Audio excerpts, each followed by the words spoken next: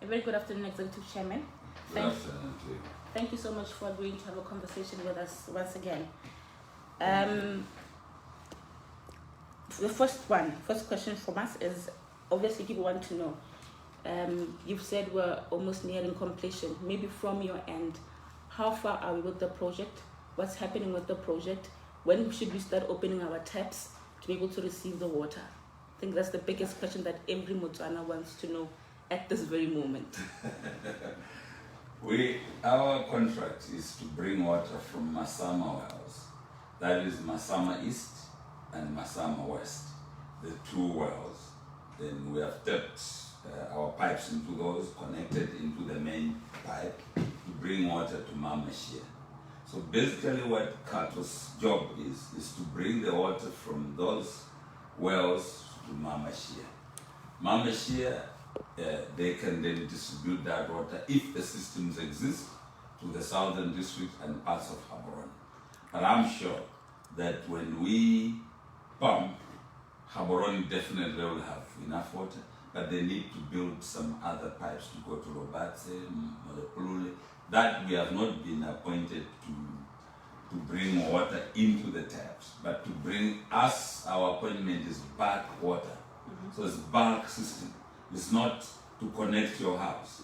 This is a completely different appointment. If it's any house connection, it's not. We don't have house connections, and I think this is also the problem that was in Guyana, because people thought we are going to connect water to their homes. In Guyana, we were appointed for bulk lines to bring water to the village, but how the water gets from the top to the village is not our job.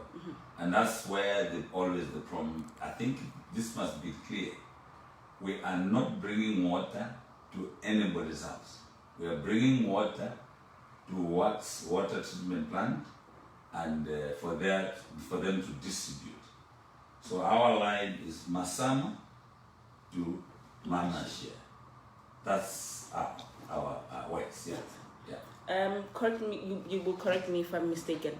The project started July of last year. Yes. How far are we in terms of completion of the project and ensuring that you deliver on time, as you would have said, as you continue saying that you are willing to deliver the project on time? Yeah.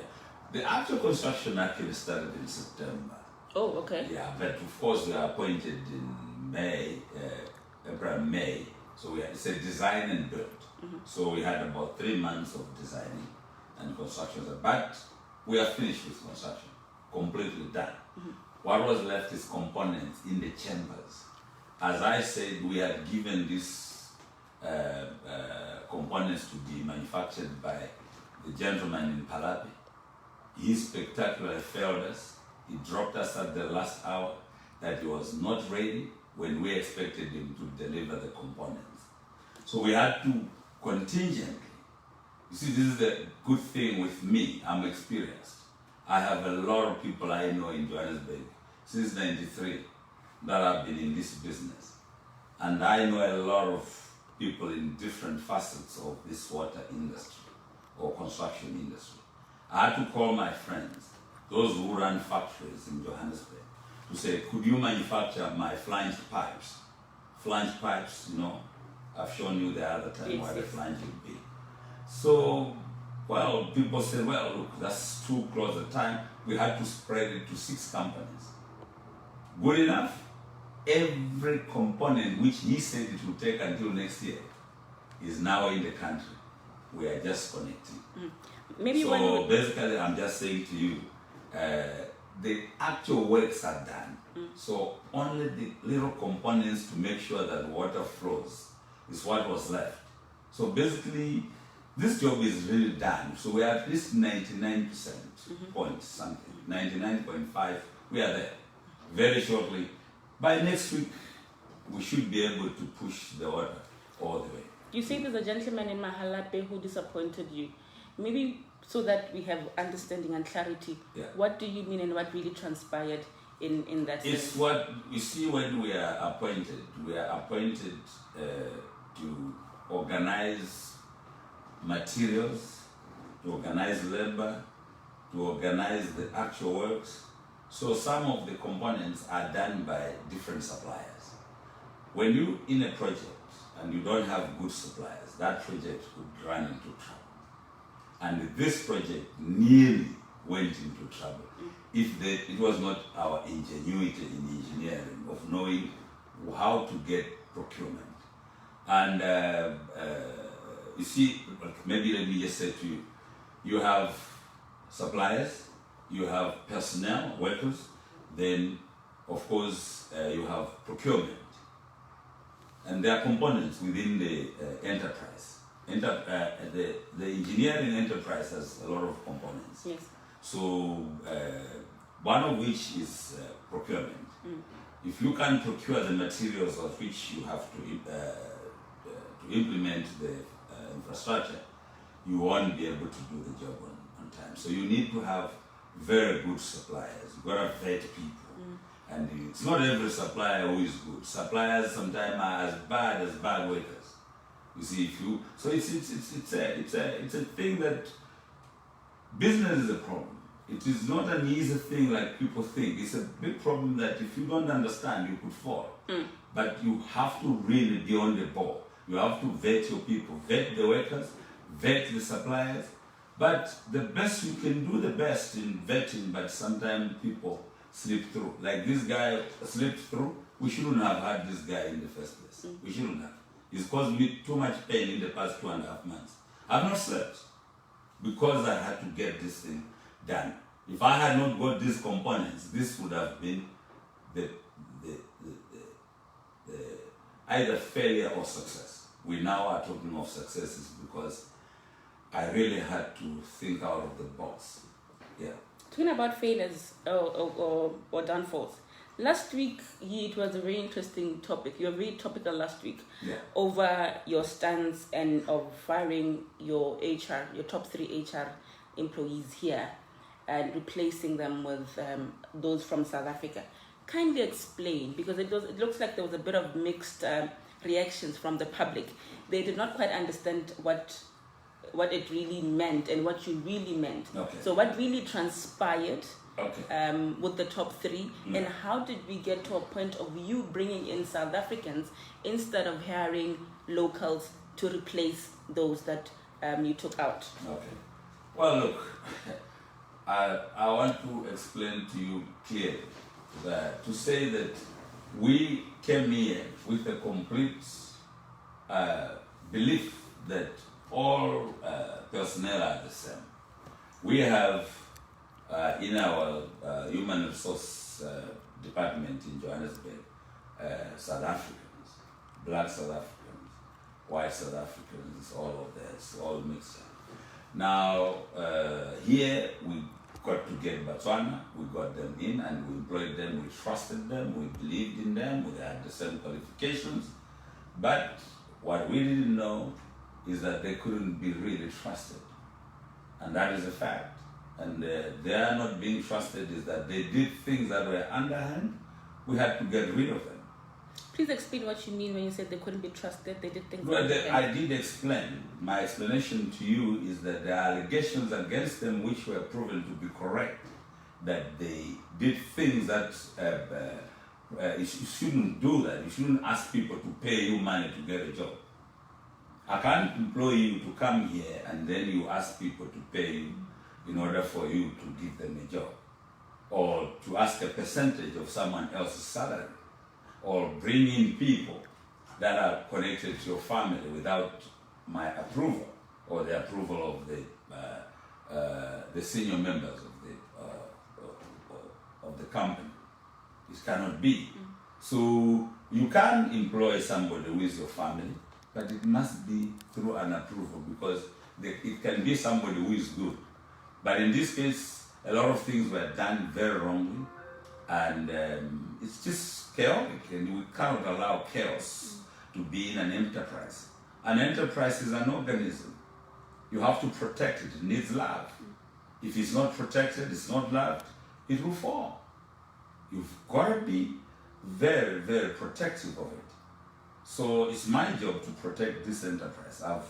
We've worked very, very hard. We wouldn't allow anybody, regardless of whether it's Botswana or is from South Africa, if they do things that are wrong, they'll leave. It's as simple as that. So I don't think that people should be worried about that. We'll recruit at the right time other personnel to man the human resource. The South Africans are always in the company. They go to Malawi, they go to Ghana, to any country that we go to, because they are at the call, they're from the head office. And so it's nothing wrong in bringing a South African to work here.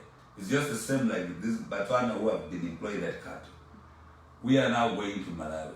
Some of them who are good will go to Malawi. Just like those in Malawi, those who are good, they have come to Johannesburg. So I don't understand why people get worked out in Botswana all the time. It's not like that. Sometimes you interchange people. Botswana who are here, who are going to Malawi, they will be foreigners. Who are here that have gone to South Africa, they are foreigners in South Africa. South Africans come to the company.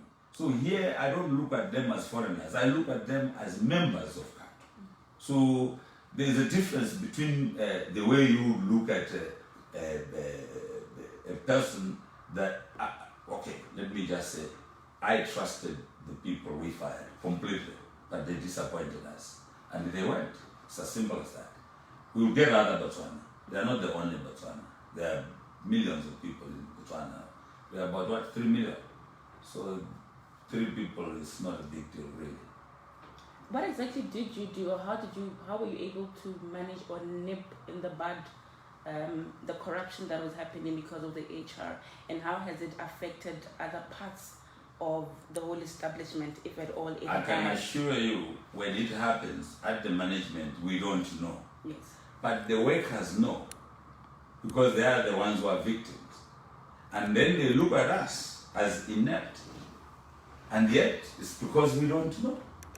But the moment I know, trust me, I'll have none of it. So, if I knew earlier, I could have cut it right early. But you get to know it very late. And most of the things have happened. There's been damages here and there. Look, you have to manage it, and that's what we have done. Yeah. Besides the HR issues that you experienced, how has been the work ethic in general of the Botswana, or the people that you hired within the 100-kilometer pipeline? How has been your experience? Oh, well, you see, like this, you correct then there is the suppliers. Yes. The suppliers, I'm talking about this guy in Palapi. Very bad guy.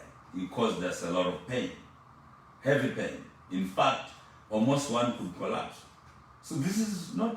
So suppliers also have been very bad. Some, like particularly this guy, but they have been very good suppliers. Yes. Those who have supplied us steel, those who supply us cement, those who supplied us with the cathodic protection, those who have supplied us with the pipes.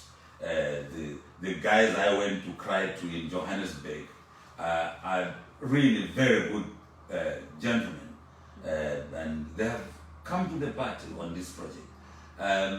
There have been those who connived with our workers to do things that are unethical.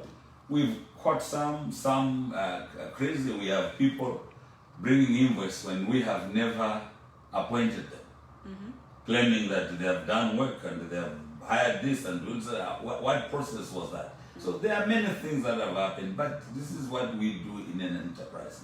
We deal with these problems, and it is part of preventing pilferage, shrinkage, and outright stealing. Yeah.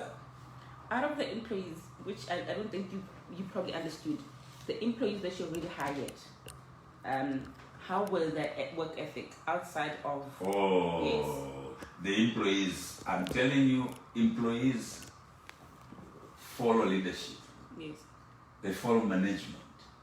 Once you have proper management systems, you've got unshakable leadership, employees will follow that. And employees want fairness. You can't do this right and do this tomorrow different to other people. This inconsistency is not liked by workers. Yes. So once you are consistent and you pay them at the time they want to be paid. You give them the materials. They will work. And they have worked in this project very, very well. I've said this again and again. Botswana are as good workers as any other worker in any part of the world. As long as they are properly managed, properly given leadership, they do their best. I have seen, particularly in my part, is the steel fixers. Some of the best workers I've come across here in Johannesburg or in Cape Town, Durban, but here they were really good. The shutter hands, the concrete guys, the trenching guys, some of the local just laborers, very committed. But of course, you have those here and there that may not follow a process. But in general, people are good. You've been in this industry since '93, Yeah. you say. Yeah.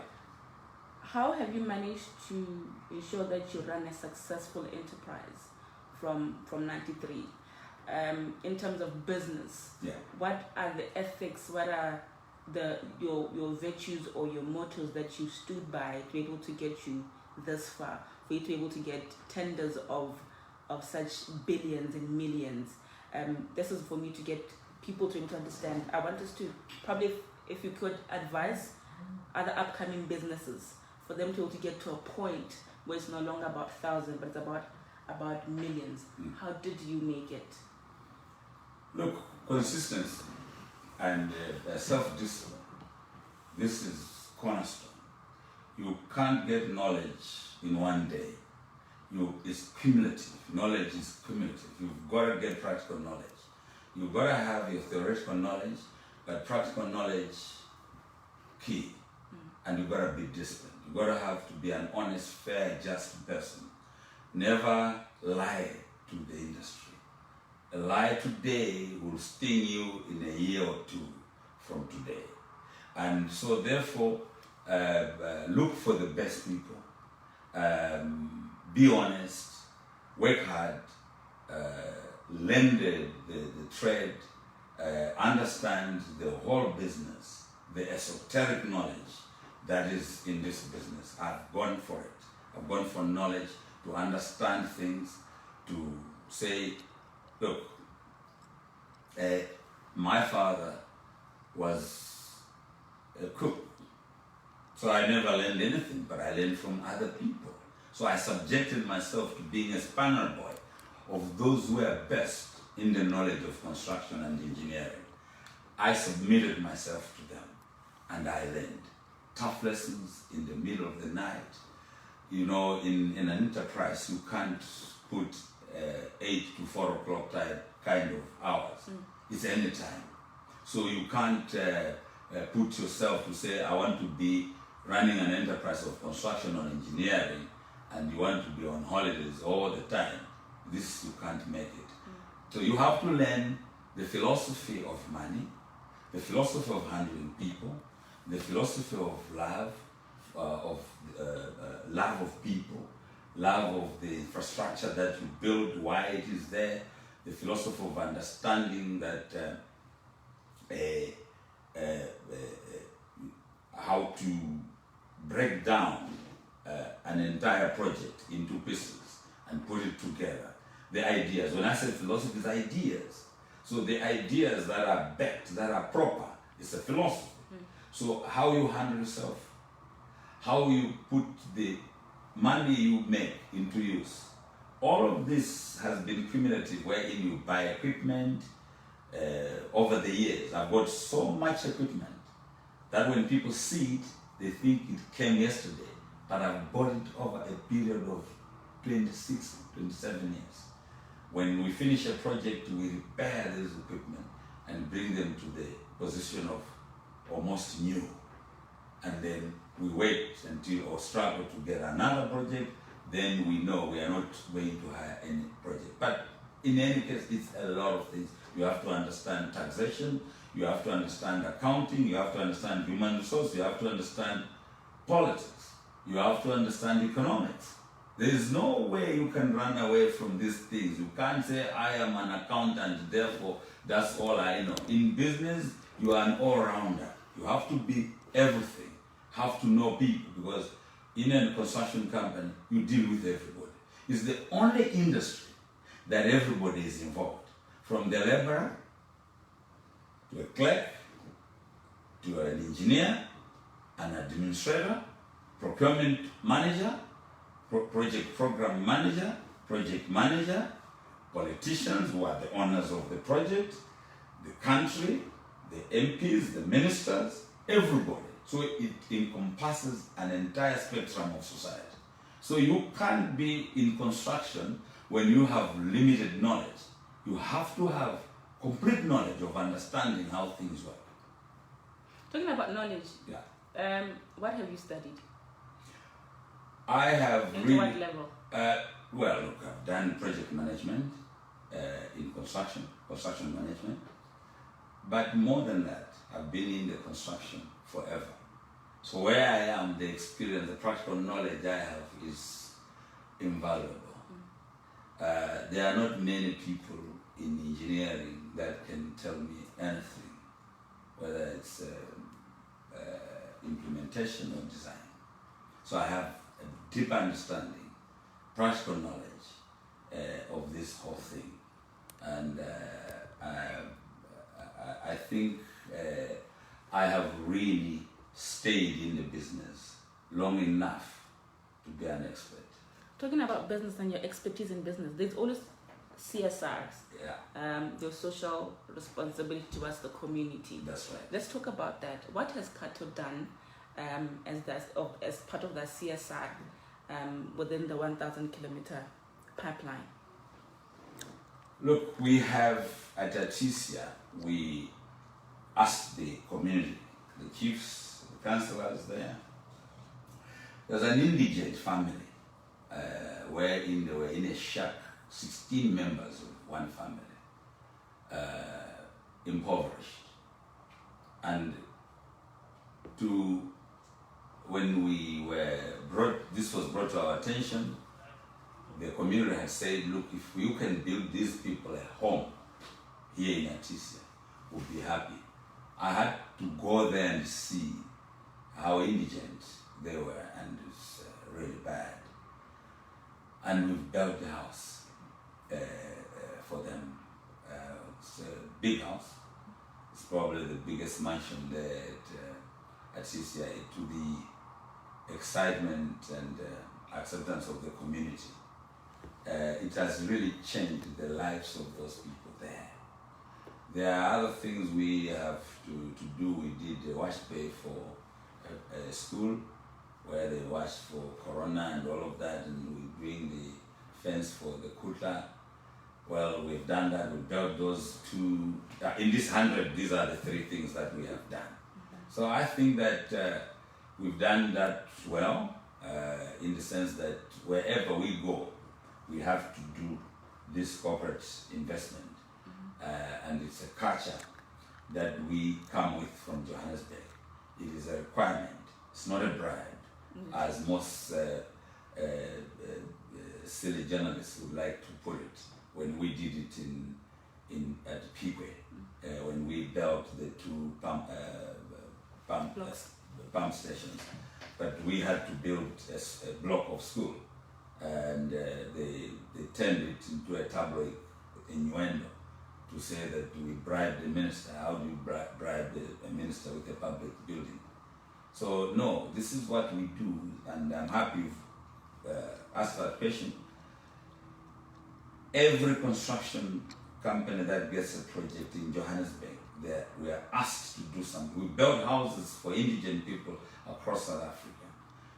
We have built clinics. We have revamped old clinics, old schools. Yeah, it's a requirement. I mean, I think it's only fair. How else has Khato given back to the community of Botswana or the society? How else have you been able to do that? Because there are some quarters who say you've gotten a lot of money, and therefore at least some of the money should remain in the country. So how have you been able to? Gotten a lot of money.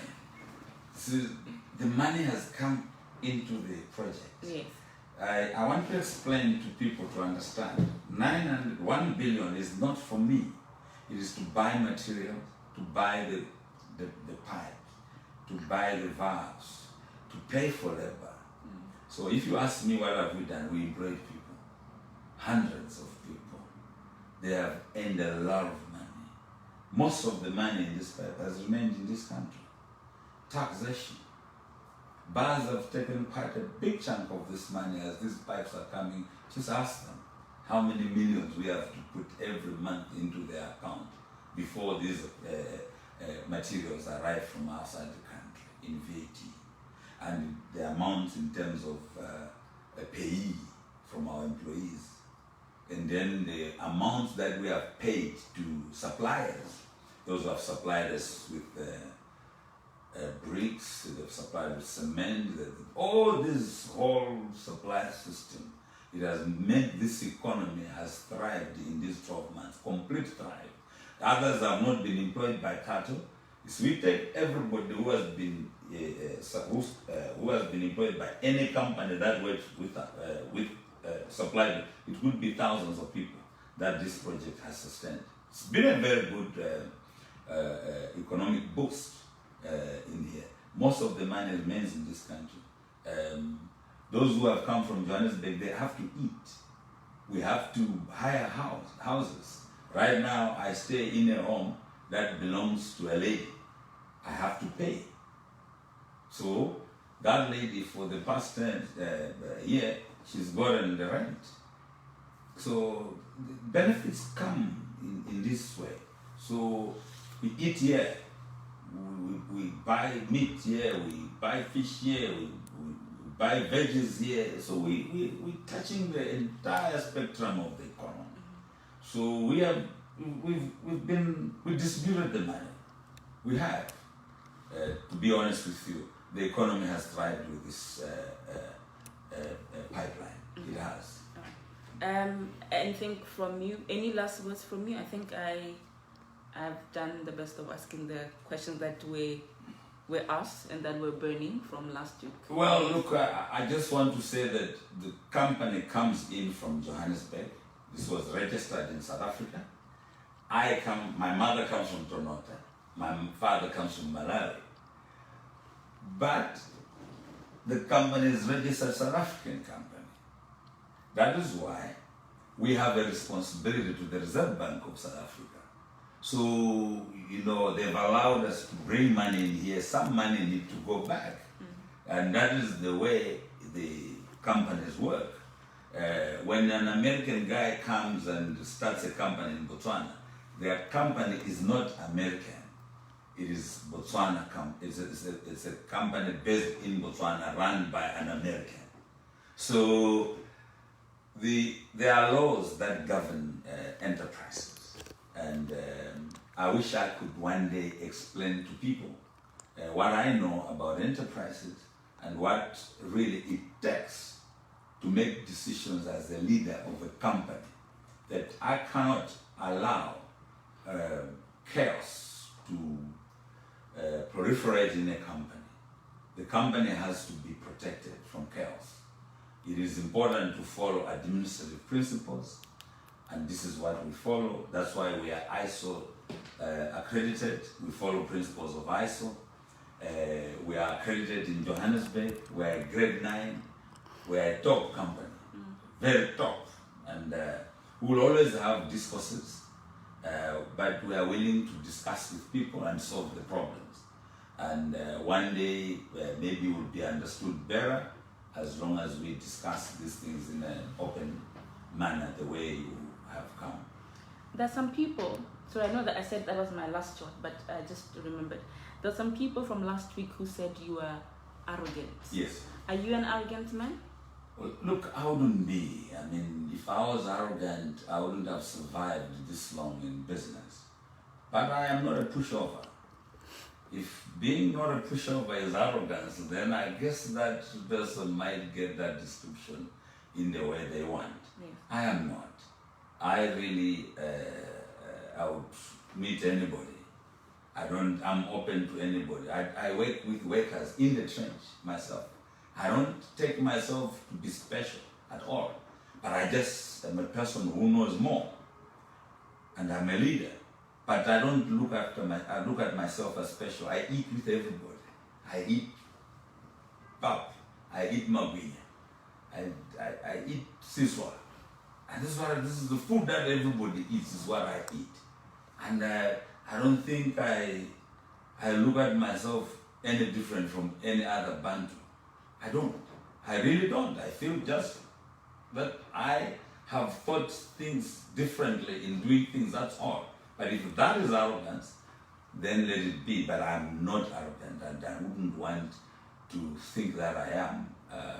Unless somebody really convinces me that I've behaved arrogantly.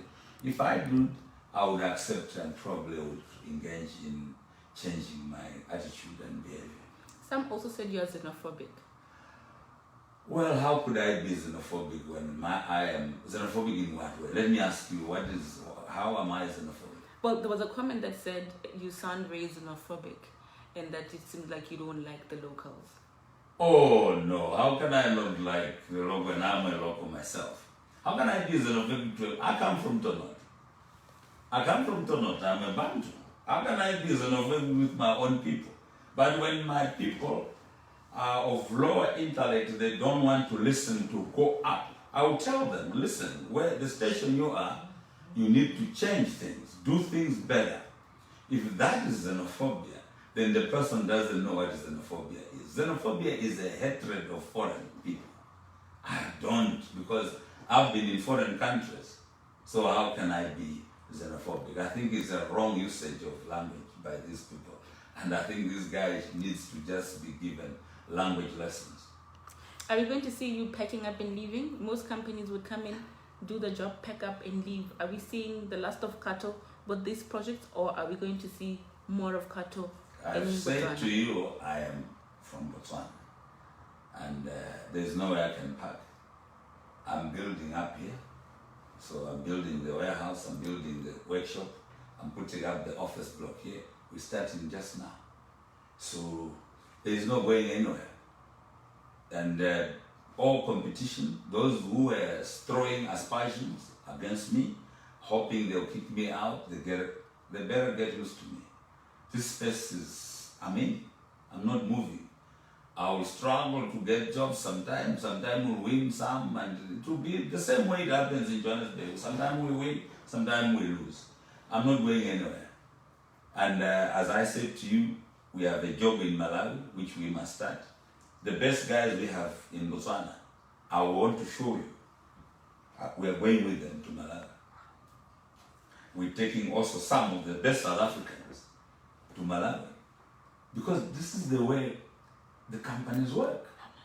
So I can't park. We're going to Malawi to work, and we will just be back. We'll come back and do any other project here. Yeah. So we can't, I can never park. That's not going to happen. Okay. And then your Malawian tender, how much is it, if you may? Well, let's say... And what does it entail? It includes taking water from Lake Malawi in the lake itself. So we build an inlet.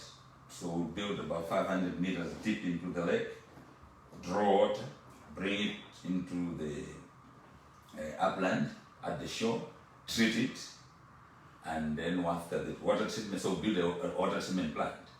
After that, it's reservoirs, then we pump the water uphill. It's a little tougher than this because the water goes up 1 kilometer. So, but we've done the engineering designs. We're going to do it, and we're going to do it fast, and we're going to do it excellently. And the people of Lilongwe and those in Malawi, they will have water, plenty of water. In 18 to 24 months, they will have water in Lilongwe without any problem. But yeah, it's probably about 3 billion around that point.